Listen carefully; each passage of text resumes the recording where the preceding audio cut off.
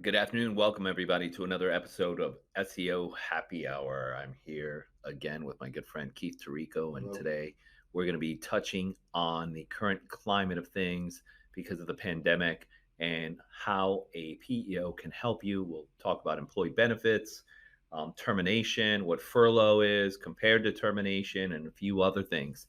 So be excited to learn a lot, take some notes, and hopefully we can answer some questions. Keith Tirico, thanks again for being here, man. Thanks for having me. How are you? I'm doing great. Doing How excellent. how are your clients holding up after this pandemic? Yeah, and I think everyone knows this too. It really depends what your industry is and what you're doing, right? So if you're in the hospitality industry, entertainment, I mean, you're struggling right now, pretty hardcore. If you're, say, in, like urgent care or med, things like that. I mean, you're working probably more than you ever have. So it's client to client right now. So, but I'm looking out for all of them. Do you have clients that are staying where they are, or for the most part, some of your clients are either furloughing or terminating? It's a great question, and that really kind of depends on what the strategy is. So we kind of spoke about this earlier before. What is termination? What does it mean? And what is furlough? And what does it mean? And kind of what I was telling you earlier.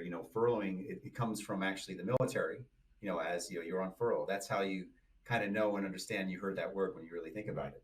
While termination is kind of looked at, as far as like that's somebody that I'm letting go of. So when you think furlough, people think of it as this person's important. We don't want to let them go, but we need to give them some kind of leave, and the expectation is that they will come back because I furlough the soldier knowing that he's going to come back. After that period. Now the termination part, employee that's you no longer have a need for. So maybe it's the business has changed somewhat, or maybe the person their position is no longer needed. Got it. So that's the difference between furlough and termination. Well, it is in that sense, but now to talk about how that applies today, and I think that's where you're heading towards in this environment, right? So there's some different rules, right? So you have the CARES Act right Right. now, and with the CARES Act, when you're looking at furloughing someone that we need to bring back, the furloughing, they're allowing, which they do not normally allow, outside of the CARES Act, for the employee who's furloughed to actually go get unemployment, claim, make an unemployment claim. And that's a big deal, right? Because here's this person that you like, you want to bring back, and you tell them, I'm going to furlough you, but hey, you can't get any unemployment. I mean, it's not real nice. So that comes into question is what should you do in that situation, right? And this is what my PO clients and I, or my HR outsourcing clients and I, we would sit down and really kind of try to dig into. And I'm going to give you a real life example, if Yeah, that's right. please. Okay. So this might be a little extreme because it's a hospitality restaurant group, right?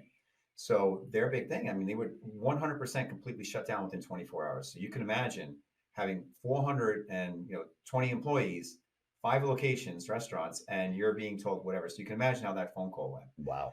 Yeah. So we had to kind of come to that determination. So right away they said, hey, we need to terminate these employees because we can't carry that payroll, right? So I said, wait, hang on a second here. Let's really talk through this and let's strategize this out. And all businesses, regardless of where they are, should actually think through what I'm saying right now. So you had to look at, okay, if we are to terminate, what does that actually mean? Termination means they're no longer part of the company, right? They're no longer attached to the company. And so they're gone. Now, if my intent is to bring these people back, or some of these people back, or most, then you know what? I would have to now bringing them back, go through what I would do with any new hire. So that would be, however, your company has certain maybe NDAs, maybe they have some certain contractual Wow. agreement that you have with them. That's sorry to interrupt. Sure. That's if you terminate them, they got to come back that way. Right. Compared to furlough would be okay. Exactly. That's exactly where I'm going with Right. that. And then you have, also employee benefits, so I'm bringing you back on. And now, is it a 30-day, 60-day, first the month after 60, which is essentially 90 days before you have access to unemployment. Also, now I've had to issue COBRA letters and manage COBRA on top of it's just a lot of stuff. Well, Right. if I furloughed and they can still go for unemployment, they're allowing them to do that. That would make more sense, especially with the key employees that you do plan on bringing back, because we don't know in the current environment, what's that capacity. Specifically, I'm talking to because every business operates differently. A restaurant at 25% capacity, then 50%, whatever the laws are. What is that? Those people that you can bring back, because that could be a nightmare in the hiring and bringing back on process. And so we came to the conclusion that we were going to furlough, the majority of the employees that were going to come back. And then you're also under furlough allowed to continue to pay their employee benefits. So what we were able to do is come up with paying their employee benefits for them, so they would continue to keep their medical, fully by the employer. And the great thing about having this technology base, inside of the PEO and the people and the folks that are there, they're able to track that. Now, of course, as a business owner, you have the option to say, hey, listen, you got to pay that all back. What your portion was. We were only entitled, we were only, legally bound to 50% of that, and some will, depending on what you have. Or what they were able to do is track that, as they're bringing people back on and say, hey, we paid, $1,000 of your portion of the premium, but we're not going to make you pay $1,000 back. We're going to set that out at $10 a month over whatever period that is, or $20 a month, something that you can pay. And they're back on, they've had their employee benefits, and it's just less disruption, Alex. Yeah, that makes sense. That's helpful. So Keith, tell me, how are PEOs helping their clients currently during this pandemic? And that's a great question, right? And I guess you could say it's really based on need. I mean, what you need, as say if you're an attorney firm, or accounting office, is a lot different than say what I would need if I was in construction or if I was in manufacturing, right? So let's kind of talk about what we spoke about in the first one, which was the four key elements that that PEOs help and assist them with. And the first one, like we said, was human resources, payroll, which is also a portion of technology, employee benefits, and workers' comp. And some of the main areas, when we talk about the human resource side, it's just kind of information, right? And what does this mean to me? And what legislation, which is changing, it's so fluid every single second. How do I keep up with that? So the PEOs are there to continue to provide relevant information as it pertains to that specific client, right? And what they do and what that legislation means to them. Okay, so you don't have to decipher it. Right. And then you have a team of people that are there, including employment practice attorneys, that are there to answer questions. So I get something from them and it says this, and this applies to me in what way, I'm not really sure. I can pick up a phone and ask somebody, and, from an HR standpoint. So I think consulting with potential legal issues. I think we spoke earlier about this as well, where, we're terminating, 100 of our 400 employees, 50 of our 400 employees. Well, who are those 50 employees, right? You got to know the demographics of that. Let's say accidentally, not even knowing, you just picked 50 employees, right? And out of the 400, those happen to be the 50 employees, or the majority of them, that were 50 years or older, or 30 or 50 years or older. 10 were had a different ethnic background, right, or religious background, and 10 had 10 were pregnant. So now you have protected classes that you fired all of in there, or terminated all of them in there, and now you have a potential class action lawsuit that could be 50,000, 100,000, 500,000, millions, who knows. But those are the things that you could run into. So it would be good to bounce that off and come up with, like I said before, the strategy with people that kind of understand and think about things that, as we're panicking, maybe we're not thinking of. The other area was on the payroll side, and that comes down to the payroll protection plan. Yep. Okay, program. So they were able to provide organized information and guidance as far as how to do that, getting them the documentation, providing that for them. And that was a key thing, because as this stuff was happening and in flux, you only had a very small amount of time because funds a short window for sure. Yeah, exactly. I mean, you understand that as a business owner. And it was detailed. When they provided that information, it basically said, look, you can't get it wrong, because here it's itemized specifically, right? They dummy proofed it by date, the amounts. They said, this is what you want to put into your loan amount to get the correct figure. So it was awesome. If you haven't seen that from your company, I feel bad for you, but it should be something that you were getting. So I was super appreciative for that. Yeah. I guess the other big thing would be employee benefits. I mean, so much rotates around that. And if you really think about it right now, you can't mess that up. I mean, we're in a pandemic right now. You can't mess up, employee benefits. Them, right? Yeah, you God forbid you get sick. The cool thing, they were actually, I think, out in front of everyone on this. And they offered, telehealth, which can come in a lot of different ways, telemedicine, teledoc, on however it is. But the point is, they gave access to doctors real time, from your home, because that's our new world right now. Things have changed a little bit, where if I needed prescriptions or I needed answers, I'm able to get them. Right. And along with that, you had an EAP program. So that's an employer assistance program. And that gives counseling help. I mean, at no charge. That gives where you can get a licensed person practitioner to sit there and answer questions. Maybe it's a financial impact to you. Maybe you're nervous about the environment and you just need somebody to talk to. So I think those are really important big things to be able to do that. And really the biggest thing I think from employee benefit side was the payment options for furloughed employees that we discussed earlier on the health premiums. I mean that's a big deal in tracking that. And then I think workers' comp. Go into that a little Yeah. further. So the furloughing, okay, and the employee benefit side of it was they were able to advise and let their clients know, like what I was able to say earlier. Hey, you can pay here's your options. Right. You can pay their medical for them. Hey, we can track that. Hey, if you want us to keep track of that and collect it back over 6 months, a year, whatever that is, a year and a half at $5 per paycheck, we can do that and keep that math and do that whole entire process for you. I mean, first off, the advice of understanding that you could do that and having people that know that, and then also being able to actually account for it, I think are just two huge things. Yeah, that's awesome.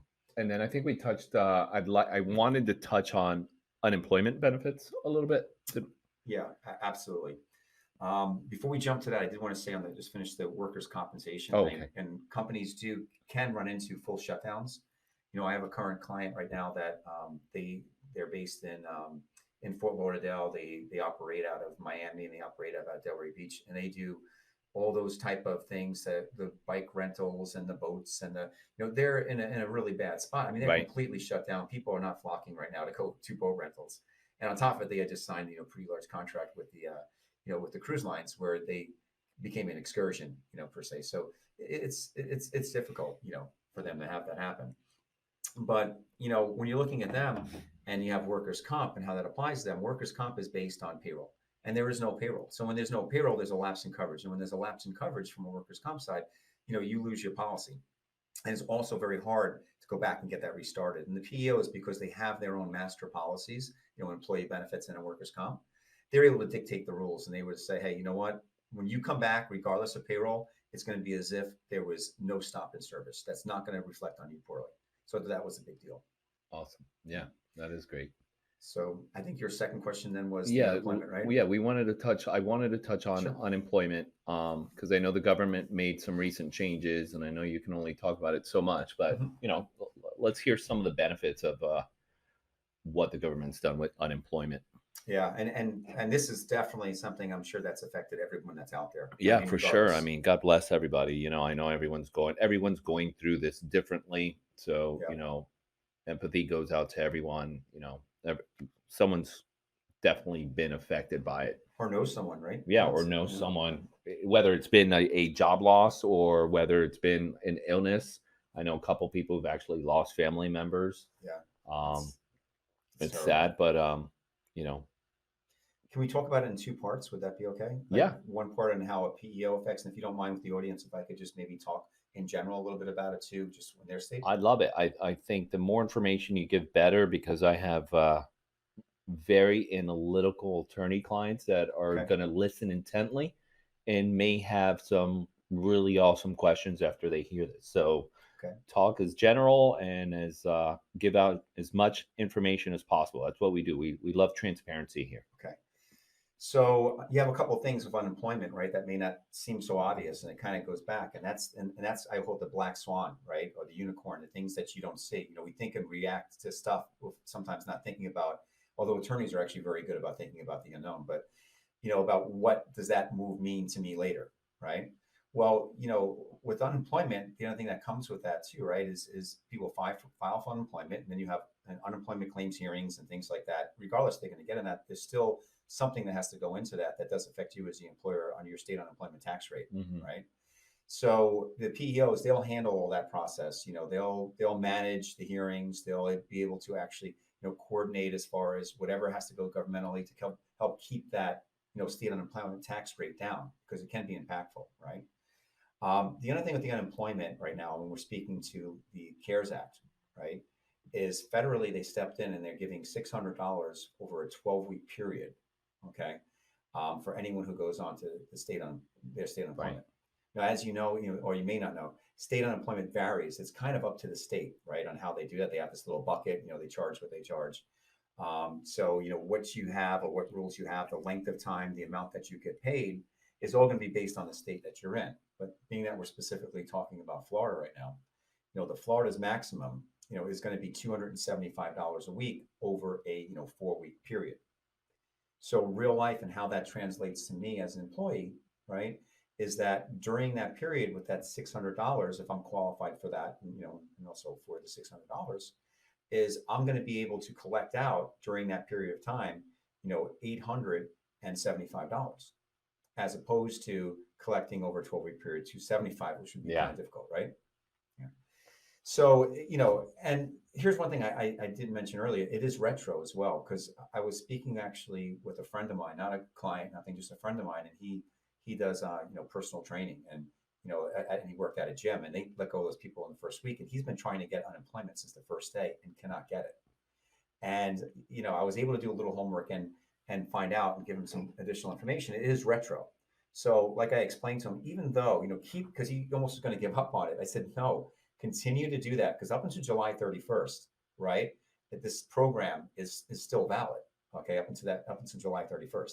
So as long as you get it and you show that you're trying to get it and you're in there, they're going to have to give you a lump sum, is what I'm assuming. I don't want to say that's how it's going to be done, but I believe a lump sum of the back pay from when you first filed for Oh, unemployment. wow. Okay. Right. So definitely keep encourage the employees to continue to move forward with that. They will get that retro. Don't give up on it. They're entitled to that money. And there's also another nuance and again, this is outside of the PEO side, for independent contractors. Generally, an independent contractor would not be entitled to any unemployment claims, and they waived that during the CARES Act for people like that. Or if you're, say, an Uber driver, or food delivery, or whatever it is. Although they're doing quite well. The food delivery too.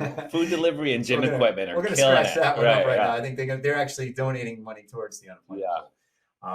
But those are really good things for everyone to think about. There's there's a bunch of different ones, but the three major ones is the FPUC program, the PEUC, and the PAU. Basically, you have federal programs that are additionally funding the state programs in length of time and also in dollar amount.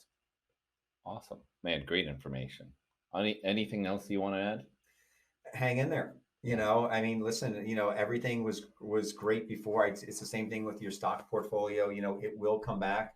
If you have a good business model in place right now, then stick to it.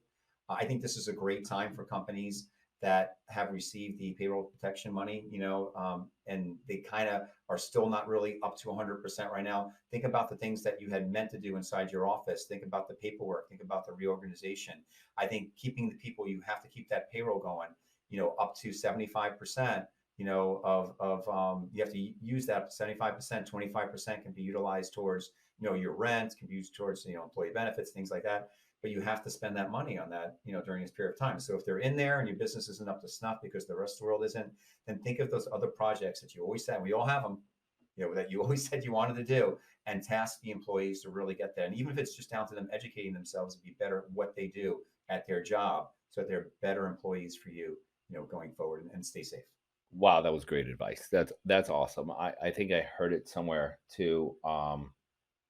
This is the opportunity for you to start reinventing and working on your business as opposed to in your business. Step away. You have the time to work on it. I know we've been doing it. I'll be having a podcast soon, or a online training on creating content. So as opposed to consuming content, actually creating content. But right now is the time to start digging in and think about how to reinvent, right? Whether there were some projects that were in the back burner for your company or your business that you weren't doing, and you did just get some of these funds, this is your time to actually really start taking some things into fruition, educating yourselves. I've been reading a lot. I'm sure a lot of people have. I know a lot of the people that I follow and talk to have been trying to educate themselves differently, and Absolutely. We don't have the answers, right? Nobody has the answers. We don't know how far this is going to go. The government doesn't really know how far it's going to go. What's it look like when we get back in there? Yeah, what's it going to look like? What happens in November? Because we should think about that too. Right. And I was thinking, when you talked about your client company that had the bike rentals and the excursions, I'm thinking, man, God forbid this went on forever, but eventually we would be in a place where it would be a virtual excursion, right? Where we're living in a time where you're wearing goggles and on some kind of Peloton bike. Like Total Recall, Yeah, that stuff total you're talking about recall, now. where you're Okay. not really experiencing things face to face Yeah. or with people, but in some kind of augmented reality.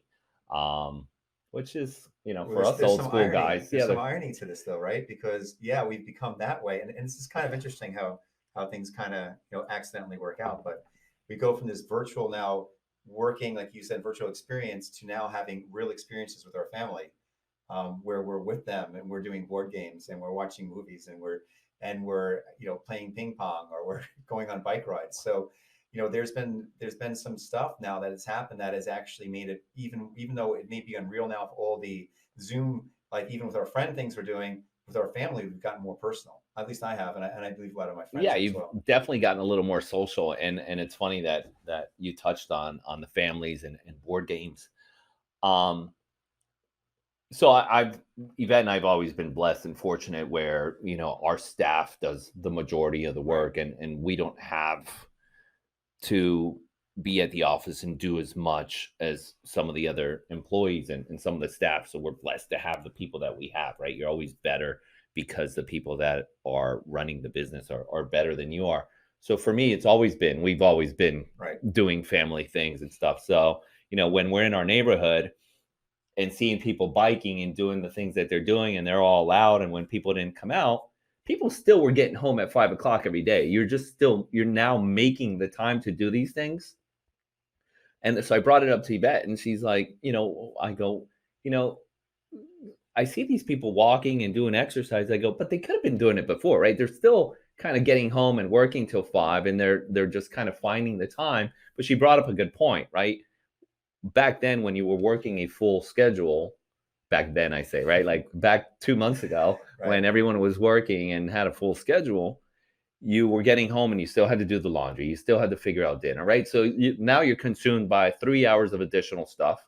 We live in an environment where we've all brought work home with us, so that was the priority, where now the work is minimized, and the family life and the personal life and the socialization and the want for socialization has grown, that now we're appreciating the things that we used to take for granted. And the positives have definitely come out of this whole situation, and it's good to think of the positive. Yeah. But as business owners, Keith has relayed and shared some really awesome information with us here, and um, let's give him a virtual applause Thank you. on all the information. But before we go, and I missed it, so if you're just catching this podcast or this video, there's another video where Keith dug really deep into PEO and services, and compared to that onto what you might have currently with your business. So make sure you catch that one. And this was a shorter version where we talked about currently what's going on right now and what you could be doing and what to expect, and some benefits to it, and how it benefits your employees, and how it could benefit your business. But I missed it on the last one, and I usually do this Uh-oh. on my shows on a more personal level. And I'm fortunate to know Keith personally. Keith, if you weren't doing this, your new business, which before I go into my question, let me just give this guy props, right? So Keith was an entrepreneur for years, started off real early in life, a beautiful, amazing family. And then I don't know, maybe was it 6 years ago when you kind of It's shifted and about you 10. brought this Yeah. opportunity? Mhm. 10 years now. Wow. Yeah, Yeah, I that's know. right. Kind It's of crazy, but yeah. around the time when we met. So we vacationed together and we've done things together. Um, you shifted, and in Keith Tirico fashion, he would not take on a project without learning it more than the experts know it already. So I think one of your best friends was in the business, and I think you know the business 3 times better than he does right Right. now. Um, and the same thing he's done with tennis with his daughters when they first started. Keith used to be a college basketball player. His Mhm. dad was a coach. Awesome, man. His son now plays basketball, and the other day, I actually took the time to actually sit around and watch because I have no athletic ability That's whatsoever. not true. But watching them, it was like watching a symphony, and now I have an appreciation for the athletes. But again, this is the type of guy that will take on something and learn absolutely everything about it before he jumps into it or before he's going to recommend or try to sell. So there's obviously a heartfelt, emotional value to having someone like Keith helping you out and helping your business grow because of it and change it. And I know I got the Keith Tirico white glove service because obviously we're not as huge as some of his other clients are, but we were able to take advantage of absolutely every single aspect and knowledge that Keith has. So no, back to the question: if you weren't doing this, Okay. what would you be doing? What's your dream? Well, my passion has always been about just getting the answers. You know what I mean? Getting an understanding. Whatever it is that I'm doing and love. I mean, really, it comes down to family. I know this is going to be simple. Some people will say that, hey, I just want to, work. I just want to do, and I do. I like to keep busy, and this business right here allows me to be able to still focus on my family. By being self-employed, I'm able to do that, yet it allows me to utilize the information that I have learned over all those years before I sold my company and be able to go into this with no other purpose, no other reason, but just to help out other people, break down stuff that I see, have no other motivation, not for the HR outsourcing companies, the PEOs, but for the client themselves and say, hey, I get into it. Let's go through this puzzle together. This is pretty cool. So, it comes down to definitely doing whatever I want to do is being with my family. If I have any choice, it's spending time with them. And this portion of it is doing right now. I'm right where I'm supposed to be doing exactly what I want to Awesome. Favorite color? do. My favorite color, Yeah. that's it. Blue. Favorite song? Wow. Favorite song. Watching the wheels go around and around, John Lennon. Wow. Okay.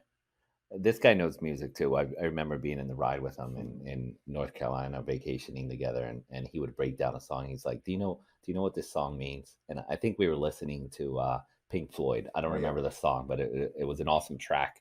Kind of listening to his breakdown of it was pretty badass. Next question: book that you would recommend?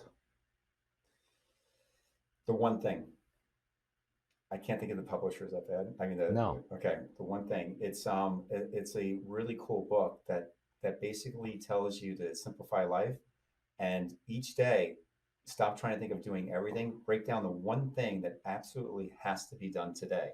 And Did I tell do you it. about that book? I read that book. Oh no, I didn't know that. Seth Bader, if you're listening, Okay. you recommended that book to me. That's a great book. Okay, so then you like that Did you finish recommendation? that recently or? Yeah. Yeah. Well, not recently. I'm on my second time reading it. Okay. And the whole and just for the audience so they understand it too. It's in life we come with all these surmountable things, and is how do we overcome this gigantic mountain? And one part of the book it states, or the author puts it into a perspective as dominoes, and he says, okay, picture all your problems as dominoes, right? And you have so many of them, and the last domino is as big as a gigantic building.